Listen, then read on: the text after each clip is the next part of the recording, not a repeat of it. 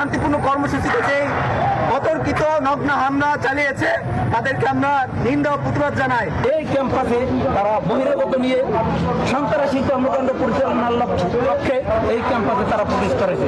জুলাই পরবর্তী বাংলাদেশকে কোনোভাবেই পরনির্ভরশীল রাষ্ট্র হিসেবে দেখতে চায় না সরকার, এমনটা বললেন পররাষ্ট্রমন্ত্রী ডক্টর খলিলুর রহমান।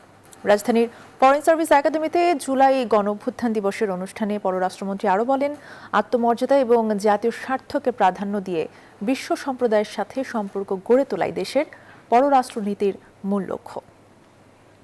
ইতিহাসে এটা ছিল সবচেয়ে নৃশংসতম সময়, একটা সবচেয়ে বড় কালো অধ্যায়।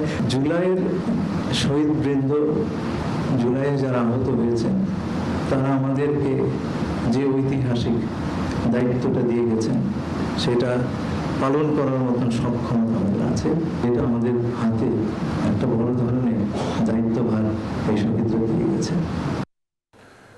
বরিশাল বিশ্ববিদ্যালয় ও নারায়ণগঞ্জে ছাত্রদল ছাত্র শিবিরের মধ্যে ধাওয়া পাল্টা ধাওয়া এবং ইট পাটকেল নিক্ষেপ সহ সংঘর্ষের ঘটনা ঘটেছে। এতে অন্তত 15 জন আহত হয়েছেন। এদিকে শরীয়তপুরে জুলাই যোদ্ধা ও বৈষম্য বিরোধী ছাত্র আন্দোলনের নেতা কর্মীদেরকে মারধরের অভিযোগ উঠেছে বিএনপির বিরুদ্ধে। প্রতিনিধিদের তথ্য ছবিতে ডেস্ক রিপোর্ট।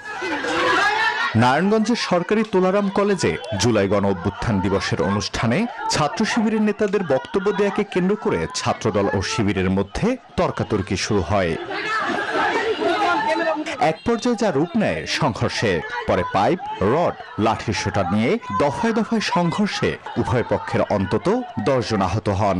রক কাটার মতন আবার শুরু করছে ক্যাম্পাসে, সুইচ গিয়ার, দাও, চাপাতি নিয়ে ওরা আক্রমণ করছে। কলেজ রোডের মোড়ের মধ্যে তারা লাঠি নিয়ে আক্রমণ করছে। যারা এই কাজ করেছে, এখানে আইন শৃঙ্খলা অবনতি ঘটিয়েছে, তাদেরকে আমরা ভিডিও ফুটেজ থেকে পরবর্তী ব্যবস্থা নেব। বরিশাল বিশ্ববিদ্যালয়ে জুলাই দিবস উপলক্ষে মিছিলের আয়োজন করে ছাত্র শিবির। ছাত্রদল নেতাকর্মীরা তাতে বাধা দিলে ধাওয়া পাল্টা ধাওয়া ও সংঘর্ষে জড়ায় দুপক্ষ। এতে আহত হন বেশ কজন। আজকের এই শান্তিপূর্ণ কর্মসূচিতে যে অতর্কিত নগ্ন হামলা চালিয়েছে তাদেরকে আমরা নিন্দা ও প্রতিবাদ জানাই। এই ক্যাম্পাসে তারা বহিরাগত নিয়ে সন্ত্রাসী কর্মকাণ্ড পরিচালনার লক্ষ্যে এই ক্যাম্পাসে তারা প্রবেশ করেছে।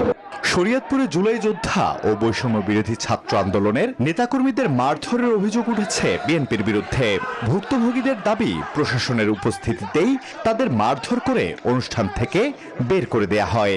অকথ্য ভাষায় সে কথা বলতেছে, তার প্রতিবাদে আমাদের বাধার মুখে এই অনুষ্ঠান ছেড়ে চলে যেতে বাধ্য হচ্ছে। এই জায়গা থেকে তারা আমাদের উপর হামলা চালায় এবং সেখান থেকে বের করে দেয়। তো প্রশাসন এখানে পুরোপুরি নীরব ভূমিকা পালন করেছে।